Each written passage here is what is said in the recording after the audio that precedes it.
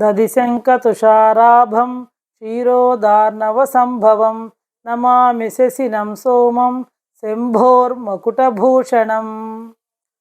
మనకి సెప్టెంబర్ 7వ తేదీన ఆదివారం భాద్రపద శుద్ధ పౌర్ణమి రోజున చంద్రగ్రహణం సంభవిస్తుంది. మీకు అందరికి కూడా తెలిసే ఉంటుంది. అయితే ఈ గ్రహణాలు అనగానే మనము భయపడుతూ ఉంటామండి. కానీ భయపడాల్సినటువంటి అవసరం లేదు. ఎందుకంటే గ్రహణం కూడా ఒక పర్వం, మనం కూడా దాన్ని ఒక పండుగలాగా చేసుకోవాలి. అంతేగాని గ్రహణాలని గురించి భయపడాల్సినటువంటి అవసరం లేదు. అయితే ఈ చంద్రగ్రహణము మన సైన్స్ రీత్యా, ఖగోళ శాస్త్ర రీత్యా ఎలా ఏర్పడుతుందంటే, చంద్రునికి సూర్యునికి మధ్యగా భూమి వచ్చినప్పుడు సూర్యుని కాంతి చంద్రునిపై పడకుండా భూమి అడ్డుపడడంతో అప్పుడు మన భూమి మీద ఉండేటువంటి వాళ్ళకి చంద్రుడు కనిపించడు. కాబట్టి దాన్నే చంద్రగ్రహణము, లూనార్ ఎక్లిప్స్ అని చెప్పి పిలుస్తారనమాట. ఎప్పుడైనా సరే చంద్రగ్రహణం ఏ రోజు ఏర్పడుతుందంటే పౌర్ణమి రోజునే ఏర్పడుతుంది చంద్రగ్రహణం అనమాట. రేపు భాద్రపద శుద్ధ పౌర్ణమి సెప్టెంబర్ 7వ తేదీ మనకి చంద్రగ్రహణం అనేటువంటిది ఏర్పడబోతుంది. ఇప్పుడు అర్థమైంది కదండి. మనం చదువుకొని కూడా ఉంటాం, పిల్లలందరూ కూడా స్కూల్లో చదువుకొని ఉంటారు. చంద్రగ్రహణం అనేది ఎలా ఏర్పడుతుందంటే, చంద్రునికి సూర్యునికి మధ్యగా భూమి వచ్చినప్పుడు ఆ సూర్యుని యొక్క కాంతి చంద్రునిపై పడకుండా భూమి అడ్డుపడడంతో భూమి మీద ఉండేటువంటి వాళ్ళకి చంద్రుడు కనిపించకుండా ఉంటాడు. దీన్నే మనం చంద్రగ్రహణం అని పిలవడం జరుగుతుందన్నమాట. అయితే ఈ గ్రహణాల సమయంలో మనం పురాతన కాలం నుంచి కూడా మన భారతీయులు కొన్ని జాగ్రత్తలు తీసుకుంటుంటారు, కొన్ని ఆచారాలని పాటించడం జరుగుతుందన్నమాట. అవేంటి అంటే, గ్రహణ సమయంలో ఉపవాసం ఉండాలని చెప్పి చెప్తూ ఉంటారనమాట. ఎందుకు ఉండాలి ఉపవాసము? తింటే ఏమవుతుంది అంటే, మనకి ఇప్పుడు సంభవించేటువంటిది నీరు కూడా తాగకూడదు గ్రహణ సమయంలో అని చెప్తాడు. ఎందుకు అంటే మనకు తెలుసు, జనరల్గా చూడండి, పౌర్ణమి అమావాస్యలకి సముద్రంలో కూడా ఆటుపోట్ల అలలు ఎక్కువగా ఉంటాయి. అంటే నీటి మీద కూడా ప్రభావం ఉంటుంది. చంద్రుడు మన మనఃకారకుడు, చంద్రమా మనసో జాతః అంటుంటాం. కాబట్టి చంద్రుడు మన మనస్సుపై ప్రభావాన్ని చూపిస్తాడు. కాబట్టి ఆ గ్రహణ సమయంలో ఎలాంటి నీరు కానీ ఆహార పదార్థాలని కానీ తీసుకోకూడదు అని చెప్పి శాస్త్రీయ రీత్యా కూడా అనేక పరిశోధనలు చేయడం జరిగింది. అనేక మంది జంతువుల మీద చూడండి, జంతువులు కూడా ఈ గ్రహణ సమయంలో ఎలాంటి ఆహారాన్ని కూడా స్వీకరించవన్నమాట. ఇది మార్పుల ఫలితంగా అనమాట. ఇంకా కూడా గ్రహణ సమయంలో ఉపవాసం అని మన పండితులు కూడా చెప్తూ ఉంటారు. అంతేకాకుండా ఈ ఆహార పదార్థాల మీద దర్బలు వేస్తూ ఉంటారు. ఇంట్లో పెద్దవాళ్ళు, మీరు అందరం కూడా గమనిస్తూనే ఉంటాం, మనం కూడా చిన్నప్పటి నుంచి కూడా. దీన్ని ఇప్పటి యువత ఏమంటారంటే, ఇదంతా వింత ఆచారాలు, ఇదేంది, ఇది ఒక మూఢనమ్మకము, దర్బలు వేయడం ఏంది అని చెప్పి కొట్టి పారేస్తూ ఉంటారనమాట. అయితే అసలు ఇది ఇలా ఉంటే అసలు ఈ జాగ్రత్తలు మనం ఎందుకు తీసుకోవాలి గ్రహణ సమయంలో? దీనివల్ల కలిగే లాభం ఏంది? అసలు ఆహార పదార్థాల మీద దర్బల్ని మనం ఎందుకు వెయ్యాలి అన్న విషయాల మీద కొంతమంది శాస్త్రవేత్తలు విక్రమ్ సారాభాయ్ రీసెర్చ్ సెంటర్లో అనేక పరిశోధనలు చేయడం జరిగిందనమాట. ఈ పరిశోధనలో వాళ్ళు ఏం తేల్చారంటే, గ్రహణ సమయంలో సూర్యుడి నుంచి వచ్చేటువంటి సూర్యుడు కానీ ఏ గ్రహణం అయితే ఆ గ్రహణం చంద్రుడి నుంచి వచ్చేటువంటి కిరణాల వల్ల నీరు, తినేటువంటి ఆహార పదార్థాలన్నీ కూడా కలుషితమవుతాయి అని చెప్పి తేలిందనమాట. అది శాస్త్రీయ రీత్యా, సైన్స్ రీత్యా కూడా ప్రూవ్ చేయడం జరిగింది. అలాంటి సమయంలో ఈ దర్బలు అనేటువంటి వేసి చూస్తే వాటిల్ని శుద్ధి చేస్తాయి, అంటే దర్బలకు అంత శక్తి ఉంది అని చెప్పి చెప్పడం జరిగిందనమాట వాళ్ళు సైన్స్ రీత్యా కూడా. ఎందుకంటే దర్బలు ఈ అమృతాన్ని తీసుకొచ్చేటప్పుడు ఆ అమృత బిందువులు కొన్ని భూమి మీద పడగా దర్బలుగా మొలకెత్తాయన్నమాట. కాబట్టి దర్బలకి, అది మన పురాణ రీత్యా మనం చెప్పుకుంటాం, కానీ సైన్స్ రీత్యా కూడా దర్బలకి ఆ విషతుల్యాన్ని నిరోధించే శక్తి ఉంది అని చెప్పి శాస్త్రీయ రీత్యా కూడా ప్రూవ్ చేయడం జరిగిందనమాట. కాబట్టి దర్బలు నీటిని కూడా శుద్ధి చేస్తాయి. ఇంకా దర్బల్లో శ్రేష్టమైనటువంటి ఔషధ గుణాలు కూడా ఉన్నాయని చెప్పి శాస్త్రీయంగా కూడా వాళ్ళు రుజువు చేయడం జరిగిందనమాట. ఇంకా ఈ గ్రహణ సమయంలో మనం పాటించేటువంటి ఆచారాల మీద భారతీయులే కాకుండా, ఇదేదో మన భారతీయులు చేశారు కదా అనుకోవచ్చు, విదేశీయులు కూడా అనేక మంది పరిశోధనలు చేశారనమాట. 1980వ దశకంలో విదేశీయులు చేసిన పరిశోధన ఫలితాలను వాళ్ళు పూర్తి ఆధారాలతో ప్రకటించారనమాట. 1980వ దశకంలో ఆ విదేశీయులు చేసినటువంటి పరిశోధన ఫలితాలను వాళ్ళు ప్రూవ్డ్గా, అంటే పూర్తి ఆధారాలతో ప్రచురించారనమాట. భారతదేశంలో హిందూ సమాజంలో ముఖ్యంగా గ్రహణ సమయంలో పాటించేటువంటి ఈ ఆచారాలు ఇవన్నీ కూడా ఆరోగ్యప్రదమైనవి, ఎంతో శాస్త్రీయమైనవి అని చెప్పి వాళ్ళ యొక్క పరిశోధనలో కూడా తేల్చడం జరిగింది. ఇంకా ఈ గ్రహణ సమయంలో భారతీయులు వాడేటువంటి దర్భ ఎంతో శక్తివంతమైందని చెప్పి శాస్త్రీయంగా కూడా వాళ్ళు నిరూపించారన్నమాట. ఎందుకంటే ఈ గ్రహణ కాలంలో అతి నీలలోహిత కిరణాల యొక్క దుష్ప్రభావాన్ని ఈ దర్భ అడ్డుకునే శక్తి ఉంది, దర్భకి వాటిని నిరోధించే శక్తి ఉంది. కాబట్టి ఈ వస్తువుల మీద మనం ఆ దర్భను వేయడం వల్ల ఎలాంటి చెడు ప్రభావం అనేటువంటిది ఉండదు అని చెప్పి వాళ్ళు కూడా శాస్త్రీయ రీత్యా ప్రూవ్ చేయడం జరిగిందనమాట. కాబట్టి ఎందుకు ఆ విధంగా దర్భకి అంత శక్తి ఉందంటే, అది భూమికి ఎలా పెరుగుతుంది? దర్భ స్ట్రైట్గా పెరుగుతుంది అనమాట, నిటారుగా నిలబడి పెరుగుతూ సూర్యుని యొక్క శక్తిని అధిక శాతం గ్రహిస్తుంది అనమాట దర్భ. కాబట్టి అందుకే దర్భకి అంత శక్తి ఉంది అని చెప్పి వాళ్ళు సైన్స్ రీత్యా ప్రూవ్ చేయడం జరిగింది. మనమైతే మన పురాణాలు ఇందాకే చెప్పా కదా, అమృత బిందువులు భూమి మీద పడడం వల్ల కొన్ని దర్భగా మొలిచాయి, కాబట్టి దర్భకు అంత పవిత్రత అంత శక్తి ఉందని చెప్పి మన పురాణాలు చెప్తాయన్నమాట.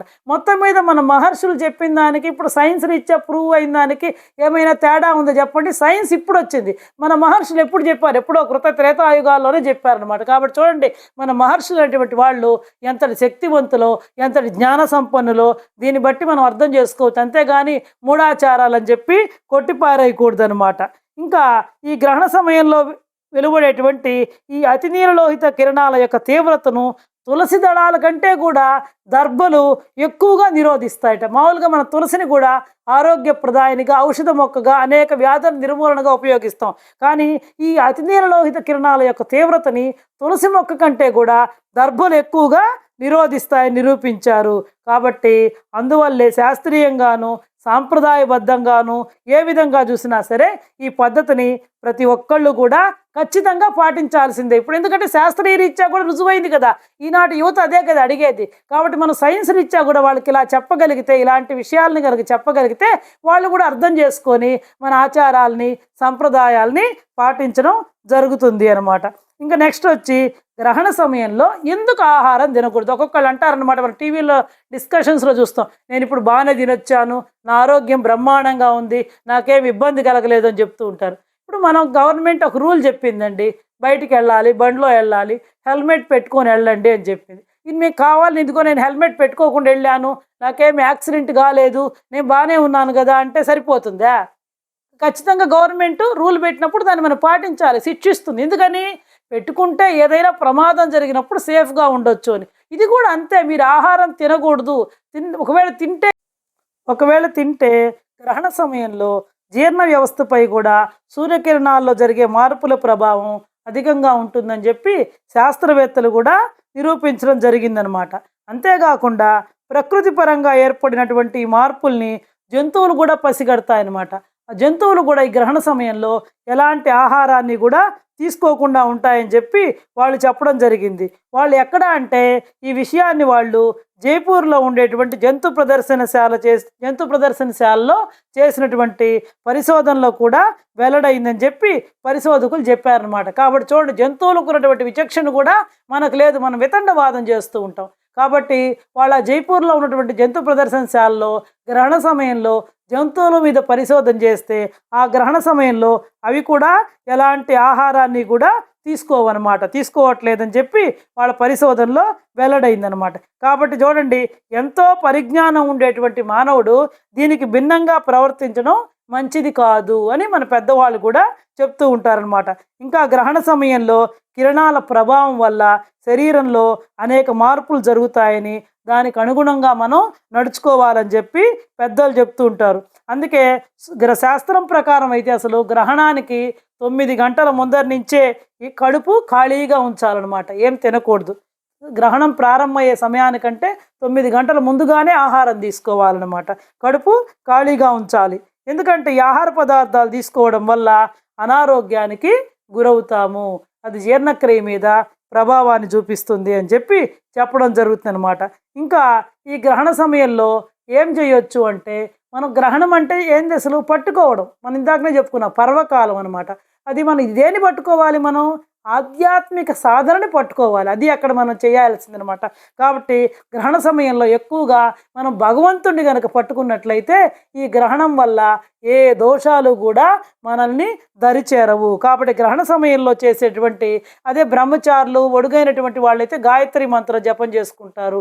లేనటువంటి వాళ్ళు ఏదైనా సరే భగవంతుడికి సంబంధించినటువంటి స్తోత్రాలు, విష్ణు సహస్రనామం ఏదో ఒకటి మీకు ఏది లేదా ఓ నమో నారాయణ అనే మంత్రాన్ని గ్రహణం ప్రారంభం నుంచి విడిచేంత వరకు కూడా చేసుకోవచ్చు అనమాట. కాబట్టి గ్రహణ సమయంలో చేసేటువంటి మానసిక జపము మామూలుగా మనం చేసే జపం కన్నా కూడా ఎక్కువ ఫలితాన్ని ఇస్తుందని చెప్పి మన మహర్షులు కూడా చెప్తుంటారు. మామూలుగా మనం ఓ నమో నారాయణాయ 108 సార్లు చేసామనుకోండి, అది గ్రహణ సమయంలో చేస్తే దానికి 3 రెట్ల ఫలితాన్ని ఇస్తుంది అనమాట. అంతటి శక్తి ఉంటుంది ఆ టైంలో ప్రకృతిలో. కాబట్టి ఆ సమయంలో మనం ఏం చేయాలంటే గ్రహణ సమయంలో స్నానం చేసి, గ్రహణం పట్టేటువంటి సమయంలో స్నానం చేసి, ఆవు నెత్తితో దీపారాధన చేసి దాని ముందర కూర్చొని మనం జపం చేస్తే మనకి హోమం చేసినటువంటి ఫలితం కూడా ఉంటుందని చెప్పి అనేక మంది పండితులు కూడా చెప్తుంటారు. అందుకే ఆలయాల్ని కూడా మూసేస్తారు. ఎందుకంటే ఆలయాలు తెరుచున్నాయనుకోండి, అర్చకులు కూడా వాళ్ళు గ్రహణ పద్ధతులను పాటించాలి కదా. కాబట్టి ఈ గ్రహణ సమయంలో చాలామంది ఆలయాలకు కూడా వెళ్లకుండా ఇంటి వద్దనే ఉంటూ జపం చేస్తూ ఉంటారు. కాకపోతే కొంతమంది ఇప్పుడు మీరు అడగొచ్చు, మీరు బాగా చెప్పారు, భలే ఉందండి, కానీ మాకు ఉద్యోగం ఉంది, మేము అదే పగలు వచ్చింది అనుకోండి, మామూలు చంద్రగ్రహణం అంటే రాత్రిపూట వచ్చింది, ఒక్కోసారి సాయంత్రం కూడా వస్తుంది, మేము ఉద్యోగరీత్యా వేరే చోట ఉంటాం, ప్రయాణంలో ఉంటాం, అప్పుడు ఎట్లా అంటే మనసులో ఓ నమో నారాయణాయ అనుకుంటూ మానసిక జపం చేసుకోవచ్చు. అప్పుడు కూడా మనకి అంతే ఫలితం అనేటువంటిది లభిస్తుంది అనమాట. ఈ చంద్రగ్రహణం ఈసారి మనకు సెప్టెంబర్ 7 భాద్రపద శుద్ధ పౌర్ణమి నాడు వచ్చేటువంటి ఈ చంద్రగ్రహణం శనైశ్వర భగవానుడికి అధినేత అయినటువంటి కుంభరాశిలో రాహుగ్రస్త చంద్రగ్రహణం ఏర్పడుతుందన్నమాట మనకి రేపు సెప్టెంబర్ 7వ తేదీ. అయితే ఈ గ్రహణ ప్రభావం ఎక్కువగా ఏ రాశుల వారికి కొంచెం ఇదిగా ఉంటుంది అంటే కుంభ, కర్కాటక, మీనరాశుల మీద ఎక్కువ ప్రభావం చూపిస్తుందంటే మీరే భయపడిపోవాల్సినటువంటి అవసరం లేదండి. ఆ సమయంలో చక్కగా స్నానం చేసి భగవంతుడి స్తోత్రాలు చేసుకోండి, ఏమీ భయపడాల్సినటువంటి అవసరం లేదనమాట. కర్కాటక, మీన, కుంభరాశుల మీద ఈ గ్రహణం యొక్క ప్రభావం అధికంగా ఉంటుంది. ఇంకా ఏ నక్షత్రాల వాళ్ళకి ఒక్కరో చెడు ఫలితాలను చూపిస్తుంది అంటే శతభిష నక్షత్రం, పూర్వాభాద్ర నక్షత్రం వాళ్ళకు కూడా కొంచెం బాగుండదు. దానికి ముందరుండే అయితే ఈ శతభిష నక్షత్రంలో గ్రహణం ప్రారంభమయ్యి పూర్వాభాద్ర నక్షత్రం వరకు కొనసాగుతూ ఉంటుందన్నమాట. కాబట్టి ఈ శతభిష నక్షత్రానికి ముందుండే ధనిష్ట నక్షత్రము, అదేవిధంగా పూర్వాభాద్ర నక్షత్రానికి తర్వాత వచ్చే ఉత్తరాభాద్ర నక్షత్రం, ఆ 2 నక్షత్రాల వాళ్ళు కూడా కొంచెం వీలైనంత వరకు శాంతి చేసుకోవడం మంచిది అనమాట. ఇంకా ఈ గ్రహణ సమయంలో 12 రాసుల వాళ్ళు ఏం చెయ్యాలో, ఎలాంటి దానాలు చేయాలో దానికి సంబంధించినటువంటి వివరాలని నేను ఇప్పుడు మీకు చెప్తానండి. ఏ గ్రహణమైనా సరే అన్ని రాసుల మీద అంతో ఇంత ప్రభావాన్ని చూపిస్తుంది. కాకపోతే కొన్ని రాసుల మీద ఎక్కువ ప్రభావం, కొన్ని రాసుల మీద తక్కువ ప్రభావాన్ని చూపిస్తుంది అనమాట. సరే, 7వ తేదీ గ్రహణం అయిపోతుంది. 8వ తేదీ ఉదయము ప్రతి రాశి వారు కూడా కొన్ని వస్తువుల్ని దానం చేస్తే మంచిదని చెప్పి పండితులు చెప్పడం జరిగిందనమాట. అయితే ఏ రాశి వాళ్ళు ఏ వస్తువుని దానం చేయాలి అంటే మేషరాశి వాళ్ళు తెల్లటి వస్త్రాలని, చక్కెరని అంటే పంచదారని దానం చేయాలి. వృషభ రాశి వాళ్ళు పసుపు, కుంకుమ, గోమాతకి గోధుమల్ని తినిపించాలి. గోధుమలు తినిపించాలని చెప్పాను కదా అని చెప్పి వృషభ రాశి వాళ్ళందరూ పరిగెత్తుకుపోయి కేజీలు గోధుమలు పెట్టవాకండి ఆవుకి. అంతో ఇంతో మీ ఇంటి దగ్గర ఉండే ఆవుకి అన్ని గోధుమలు తెచ్చి పెట్టండి, లేదా ఎవరికైనా సరే బ్రాహ్మణోత్తముడికి దానాన్ని ఇవ్వండి. మిథున రాశి వాళ్ళు ఆకుకూరలు, పండ్లు, బియ్యాన్ని దానం చేయాలి. కర్కాటక రాశి వాళ్ళు బియ్యం, పాలు, బెల్లం, మినుముల్ని దానం చేయాలి. సింహరాశి వాళ్ళు ఎర్రటి పుష్పాలని, ఎర్రటి పండ్లు అంటే దానిమ్మ పండ్లు, యాపిల్ పండ్లు ఇలాంటివి ఉంటాయి కదా, అదేవిధంగా ఎర్రని పుష్పాలని, గోధుమల్ని దానం చేయాలి. కన్యారాశి వాళ్ళు ఆయుర్వేద ఔషధాలు అంటే ఎవరికైనా పేదవాళ్ళకి మంచి మందులను కొనివ్వండి. ఆయుర్వేద ఔషధాలు, పసుపు రంగు పండ్లు, బెల్లము, పసుపు రంగు పండ్లని వాళ్ళు దానం చేయాలి. తులారాశి వాళ్ళు బిల్వపత్రాలు అంటే మారేడు దళాలు, ఆవు నెయ్యి, చక్కెర, తెల్ల బట్టల్ని దానం చేయాలి. వృశ్చిక రాశి వాళ్ళు నల్ల వస్త్రాలు అంటే ఈ అయ్యప్ప స్వాములు ఎవరైనా మాలలు వేసుకుంటే వాళ్ళకి చక్కగా మంచి వస్త్రాలను కొనివ్వచ్చు. మినుములు, నెయ్యితో వెలిగించిన దీపాన్ని దానం చేయాలి. ఒక ప్రమిద తీసుకొని ఆ ప్రమిదలో ఆవు నెయ్యి పోసి దీపాన్ని వెలిగించి దాన్ని దానం ఇవ్వచ్చు. లేదు మీకు శక్తి ఉంటే వెండిదో, ఇత్తడిదో, కంచుదో, కానీ ఇనుపది మాత్రం స్టీల్వి అలాంటివి ఇవ్వకండి. నెక్స్ట్ ధనుసు రాశి వాళ్ళు పసుపు, పుస్తకాలు, గోధుమల్ని దానం చేయాలి. మకర రాశి వాళ్ళు నల్ల నువ్వుల్ని దానం చేయాలి. ఇంకా పిండితో ప్రమిదం తయారు చేసి ఆవు నెయ్యితో దీపాన్ని వెలిగించి దానం ఇవ్వాలన్నమాట. ఇంకా ఈ మకర రాశి వాళ్ళు గోమాతకి తోటకూరని కనుక తినిపిస్తే మంచిదనమాట. నెక్స్ట్ కుంభరాశి, మనం చెప్పుకున్న కుంభరాశి వాళ్ళ కుంభరాశిలోనే ఈ రాహుగ్రస్త చంద్రగ్రహణం ఏర్పడుతుందని చెప్పి వాళ్ళకు కొంచెం బాగలేదు కాబట్టి వాళ్ళు వెండితో చేసినటువంటి ఈ నాగేంద్రుని యొక్క ప్రతిమను అమ్ముతారనమాట. కాబట్టి బియ్యము, మినుములు దానంతో, ఇంకా తెల్లవారిన తర్వాత పంచామృతంతో శివుడికి అభిషేకం కూడా చేయించుకోండి అనమాట. ఎందుకంటే చంద్రగ్రహణం కాబట్టి మనసుకు సంబంధించింది కాబట్టి బియ్యాన్ని, ఆ నాగేంద్రుని ప్రతిమని, మినుముల్ని దానం చేయండి. దాంతోపాటుగా తెల్లవారు మీకు గనక కుదిరితే వీలైతే మీ ఇంట్లో కానీ శివాలయంలో కానీ పంచామృతాలతో శివాభిషేకం జరిపించుకోండి. ఇంకా గోమాతకి గోధుమల్ని, తోటకూరని తినిపించండి. ఇంకా మీనరాశి వాళ్ళు పంచలోహ పాత్రలు, పాలు, బియ్యం, మినుములు, బెల్లాన్ని దానం ఇవ్వండి. మొత్తం మీద చూడండి, అన్ని రాసులకి మనము చూస్తే గనక మినుములు, బెల్లం అనేటువంటిది కామన్గా వచ్చింది. ఎక్కువగా ఏదో ఒక వస్త్రం లేదా బెల్లం, మినుములు ప్రతి రాశి వాళ్ళు ఇంచుమించుగా కూడా దానం చేయాలన్నమాట. కాబట్టి ఈ 12 రాశుల వాళ్ళు కూడా తెల్లవారిన తర్వాత, గ్రహణం తర్వాత రోజు శివాలయానికి వెళ్ళి నవగ్రహాలకు ప్రదక్షిణ చేసి రాహుని, చంద్రుడిని ఇద్దరిని కూడా పూజించాలన్నమాట. తర్వాత బ్రాహ్మణులకి కాళ్ళు కడిగి కేజింబావు బియ్యము, మినుములు, దక్షిణ, తాంబూలాల్ని బ్రాహ్మణులకి సమర్పించాలి. మేము బ్రాహ్మణులకే ఎందుకు ఇవ్వాలి, మాకు శక్తి లేదు, మా ఇంటి దగ్గర ఏ గుడి లేదు, మాకు కుదరదంటే ఎవరైనా పేదవాళ్ళు ఉంటారు కదండి, వాళ్ళకు కూడా 1.25 కేజీ చొప్పున బియ్యాన్ని, మినుముల్ని ఇచ్చి వాళ్ళకు కూడా వాళ్ళ యొక్క ఆకలిని తీర్చండి. అది కూడా మంచి పని. అంతేగాని అందరూ పోయి గోమాతకు పెట్టడము, లేదా అందరూ బ్రాహ్మణులకు మాకు శక్తి లేదు, మీరు ఇవన్నీ చెప్పేశారు, మేము చేయకపోతే ఎట్లా అని, మాకు అసలు ఏది శక్తి లేదు, మాకు తినడానికే లేదని అనుకుంటున్నారా? మీరేం భయపడాల్సినటువంటి అవసరం లేదు. చక్కగా భగవద్ ధ్యానం చేసుకోండి, చక్కగా శివాలయానికి వెళ్ళి నవగ్రహాలకు ప్రదక్షిణ చేసుకోండి, రండి శివుణ్ణి దర్శించుకోండి, అమ్మవారిని దర్శించుకోండి. ఇంకా అంతకంటే ఏం కావాలండి? స్వామి ప్రసన్నమైతే ఏ గ్రహాలు కూడా మనల్ని ఏమీ చేయలేవు. అయితే ఈ చంద్రగ్రహణం మన భారతదేశం మొత్తం కూడా కనిపిస్తుంది అనమాట ఈసారి. అయితే ఇది ఎప్పుడు పడుతుంది అంటే రాత్రి 9:56 పడుతుందన్నమాట. మన ఇండియన్ స్టాండర్డ్ టైం ప్రకారము ఈ గ్రహణము సెప్టెంబర్ 7వ తేదీ ఆదివారం రోజు రాత్రి 9:56 ప్రారంభమవుతుంది అనమాట. ఎప్పుడు విడుస్తుంది అంటే రాత్రి 1:26 అంటే ఇంచుమించు 1:30 దాకా ఈ గ్రహణం ఉంటుంది. అయితే ఈ గ్రహణం యొక్క మధ్యకాలం ఎప్పుడంటే 11:42 గ్రహణ మధ్యకాలం. అర్థమైంది కదండి? గ్రహణ ప్రారంభ కాలం మన ఇండియన్ స్టాండర్డ్ టైం ప్రకారం రాత్రి 9:56 గ్రహణం మొదలవుతుంది. మధ్యకాలం రాత్రి 11:42 విడుపు కాలం రాత్రి 1:26 అనమాట. మనం ఇందాక చెప్పుకున్నట్టుగానే శక్తి ఉండేటువంటి వాళ్ళు గ్రహణం పట్టే టైంలో స్నానం చేసి అప్పటి నుంచి విడిచే టైం దాకా మంత్ర సాధన, జపతపాలు, హోమాలు ఇవన్నీ కూడా చేసుకోవచ్చు. ఇవన్నీ మీ యొక్క ఆరోగ్యాన్ని బట్టి, మీ యొక్క శక్తిని బట్టి వీలైనంత వరకు ఆచరిస్తే మంచిది. గ్రహణం టైంలో నిద్రించకూడదు. మళ్ళీ ఆ గ్రహణం పట్టే స్నానం చేయలేకపోయినా కనీసం విడుపు స్నానాన్నైనా సరే ప్రతి ఒక్కళ్ళు ఖచ్చితంగా ఆచరించండి. ఈ గ్రహణానికి ముందు కనీసం ఒక 9 గంటల ముందర కానీ, అసలు మేము ఉండలేము, మాకు కుదరదు అనుకునేటువంటి వాళ్ళు కనీసం 3 గంటల ముందు, 9:56 అంటే ఇంచుమించు 10 కదా, మీరు 6:30 లోపల మీ యొక్క ఆహార పదార్థాలన్నింటినీ కూడా స్వీకరించండి. తర్వాత అసలు ఇంకా 7 నుంచి అసలు ఎలాంటి ఆహార పదార్థాలని కానీ నీళ్ళని కానీ కూడా స్వీకరించకూడదు. కానీ వృద్ధులు, చిన్నపిల్లలు ఉంటారే, గర్భిణీ స్త్రీలు, అలాంటి వాళ్ళకి మినహాయింపు అనేటువంటిది ఉంటుంది. గర్భిణీ స్త్రీలు ఎలాంటి జాగ్రత్తలు తీసుకోవాలో ప్రతి ఒక్కళ్ళకి కూడా తెలిసే ఉంటుంది. ఇంట్లో పెద్దవాళ్ళు ఉంటారు, వాళ్ళు ఎక్కడికి బయటికి పోకుండా ఒక రూమ్లో వెల్లికిలా పండుకోవాలి. ముడుచుకొని పండుకోకూడదు. ఇట్లా సైడ్ తిరిగి ముడుచుకొని పడుకున్నారనుకోండి, ఆ గ్రహణ ప్రభావం బిడ్డ మీద కూడా పడుతుందన్నమాట. మీరు మేము బయట తిరిగితే ఏమవుతుంది అని అంటే, నేను చాలామందిని చూశాను. ఈ మధ్యనేనండి 2-3 సంవత్సరాల క్రితం మా ఫ్రెండు వాళ్ళ అమ్మాయికి అదే విధంగా గ్రహణ సోల పోయి అమ్మాయి యొక్క మూతి దగ్గర కొంచెం వంకరగా ఉంటుందన్నమాట. అది అందరికీ జరుగుతుంది అంటే అందరికీ జరుగుతుందని చెప్పలేము.